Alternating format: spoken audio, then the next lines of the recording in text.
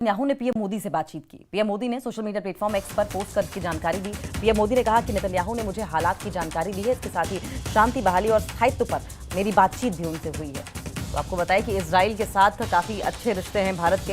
हालांकि कल्चरल और ट्रेड के लिहाज से देखा जाए तो ईरान के साथ भी अच्छे रिश्ते हैं, और ऐसे में अब जानकारी ये मिली है कि ईरान पर हमले के बाद इजराइल के प्रेसिडेंट बेंजामिन नेतन्याहू ने पीएम मोदी से बातचीत की है। पीएम मोदी ने सोशल मीडिया प्लेटफॉर्म एक्स पर पोस्ट करके इसकी जानकारी दी है। पीएम मोदी ने कहा कि नेतन्याहू ने मुझे हालात की जानकारी दी, इसके साथ ही शांति बहाली और स्थायित्व पर भी बातचीत हुई है।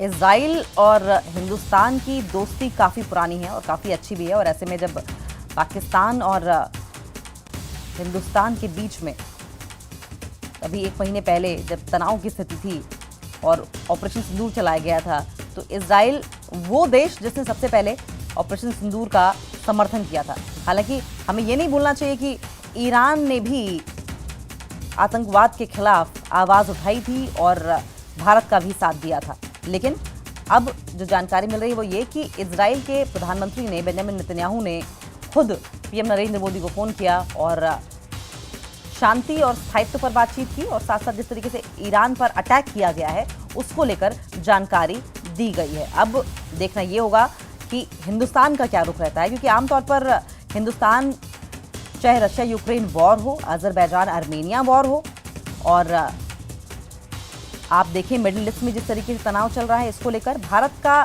स्टैंड बिल्कुल